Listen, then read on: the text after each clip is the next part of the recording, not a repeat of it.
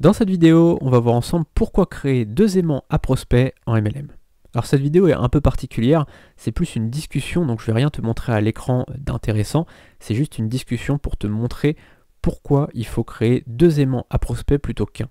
En fait, souvent on est convaincu qu'il faut un seul aimant à prospect, un seul lead magnet pour son site, mais en fait ça va dépendre du site. C'est-à-dire que certains sites vont avoir 4 aimants à prospect, des fois 3, des fois 2, des fois 1, mais là dans le MLM, il en faut 2 et je vais t'expliquer pourquoi.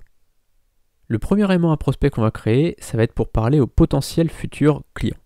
Imaginons que tu sois dans un MLM de bien-être et plus particulièrement dans un MLM spécialisé dans la perte de poids, eh bien tu vas par exemple créer un e-book comme là, un e-book où tu vas donner des conseils pour perdre du poids. Tu vas pas forcément parler vraiment du produit au départ, tu vas juste parler de conseils, donner des conseils intelligents, efficaces, etc. Et dans un deuxième temps, tu parleras du produit, d'accord? Et tu proposeras éventuellement d'en discuter sur Skype avec la personne, ou tu proposeras d'aller sur le site, tu mets ton lien affilié, etc. D'accord? Donc ça, c'est la première solution, c'est donc un aimant à prospect pour les potentiels futurs clients. Ensuite, tu vas créer un deuxième aimant à prospect pour les potentiels futurs filleuls. Donc là, c'est totalement différent.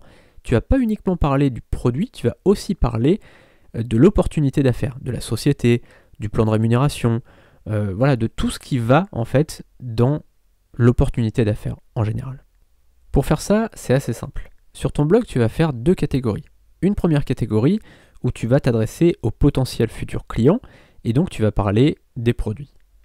Et une deuxième catégorie où tu vas parler ici aux potentiels futurs filleuls et donc là tu vas parler de l'opportunité d'affaires. Et donc dans chacune des catégories, eh bien dans la catégorie 1, tu vas offrir l'e-book 1, par exemple si c'est un e-book, et dans la catégorie 2, tu vas proposer l'e-book 2. C'est aussi simple que ça. Tu vois, le fil rouge sur le bouton rouge, le fil vert sur le bouton vert. C'est un peu ça, c'est vraiment très très simple.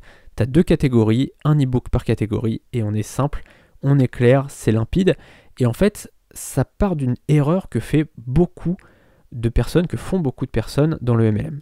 Beaucoup de personnes ne font qu'une seule catégorie sur leur site et surtout, ils ne proposent qu'un seul aimant à prospect. C'est pourquoi? C'est pour recruter des filleuls. C'est-à-dire que là, ils vont créer un e-book, souvent un e-book assez bas de gamme, donc ils ne vont pas chercher forcément à faire de la qualité, ils vont vraiment faire un truc, vraiment un petit article de 500 mots et puis voilà, ça va être bien.